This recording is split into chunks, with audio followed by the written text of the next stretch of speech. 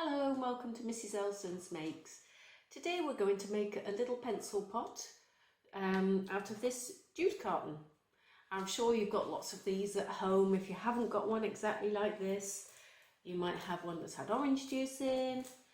I've got bigger ones with almond milk and also a bigger carton for apple juice. Different sizes, they're taller, but it really doesn't matter because you can actually cut them down to whatever size you want. So I've opened this one by cutting it just at the side here, and I was able to pour the juice out, and it's left me with most of the carton still intact. So I can get my scissors into where the cut was, and I can cut along the crease like this and follow it all the way around, so I can actually take the top off of the carton. It might be a little bit messy, so you can trim it, and if you struggle with this at all or you don't feel safe, then please do ask an adult to help you. My scissors are very, very sharp, but you may have some children's scissors and they may not quite be strong enough to do what I've just done. So here I have my empty carton. It's nice and dry. I've washed it out before I've used it, and it's ready now for us to make the pencil pot. So it might be a bit tricky for you to have any tissue paper or colour paper at home. So today I've chosen an old magazine. Please ask whoever's at home before you go ripping up their magazines, because they might not have read it yet. And I've already managed to create lots of little shapes and strips with lots of different colours on them. So once again, I've got some PVA glue and I have watered it down to make sure it's gone a little bit further and it's easier to apply. So what we're going to do today is put some of the glue onto the carton like so, and then I'm going to choose pieces of paper and just layer them on like that. I'm not worried if it's going over the top, because once it is dry we can then trim it. So that hasn't stuck very well there because it hasn't got any glue underneath. So I can just lift that little bit and then use my brush to smooth it over. That one hasn't gone round the corner very well. I'm just going to slide that round like that, put a bit more glue underneath, and you can see that just by using my brush to smooth it down again, it is stuck on. So I'm going to put another one on here, and I can smooth those edges down again.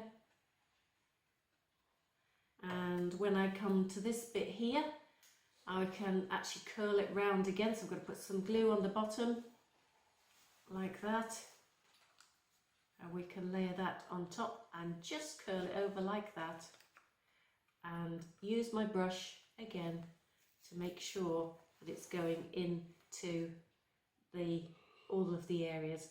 Now you can see that hasn't stuck very well, and I can see that the bottom there isn't standing out proud. It's actually tucked back into the carton. So if I get my brush, I can actually push it up and make it stand out a little bit more, and then I can start to put my paper on, and you can see it's gone in there now. And I'm going to put a little bit more glue on this side and then start to cover all of the spaces. So this is going to take me a little while, so I'm going to carry on doing this. So I've completely covered the outside of the juice carton, and I've tried to think about overlapping and taking it around the corners and give it a good squeeze as I was actually sticking it on. And you can see on the base as well, some places I've had to fold a little corner, but it's all quite neat and it stands up really well. The top, as you can see, is still rather messy, but that's okay, because if we get the scissors, we can just trim off the excess,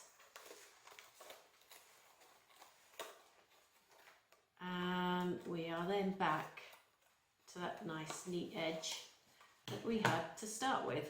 I'm just going to trim that little corner off there. So now you can decide whether you're going to leave it like that, and it's perfectly fine.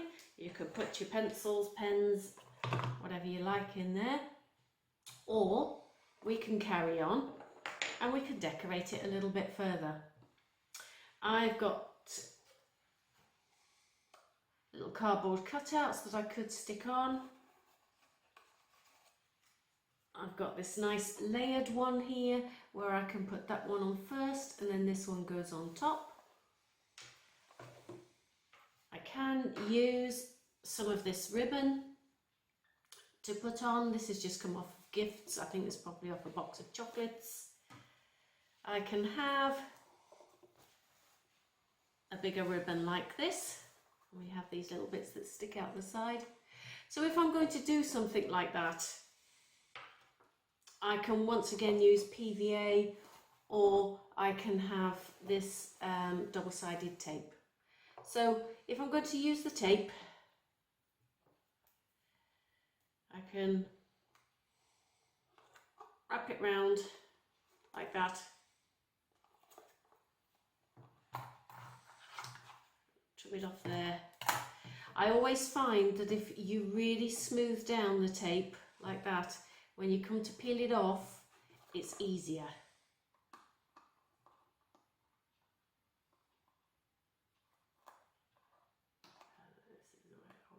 Missing.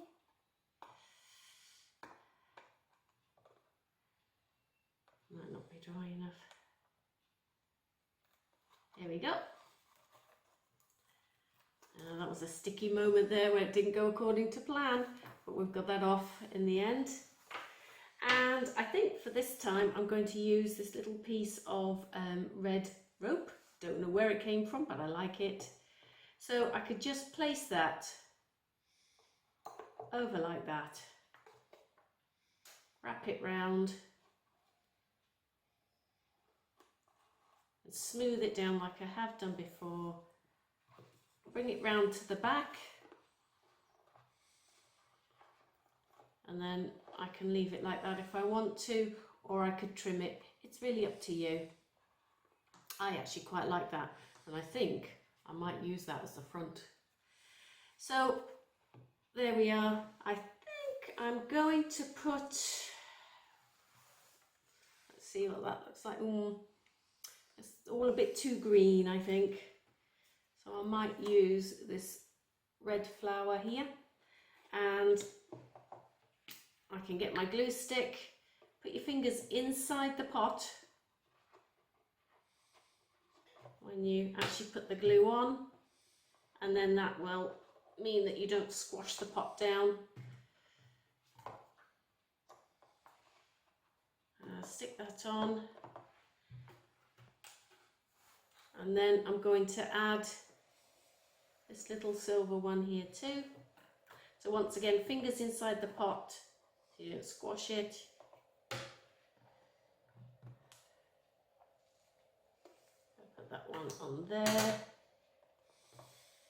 Give this an extra squeeze. Make sure that that is sticking to your double-sided tape.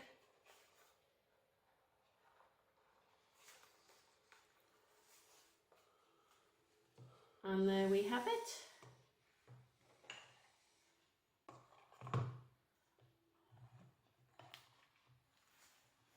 And once again, if you've got any different ideas, if you'd like to send some pictures in of your finished product, please let us know. And if you've got any other challenges for us, and you've got maybe a milk bottle or a cereal box, get in touch and we'll have a go at working out what we can make with it.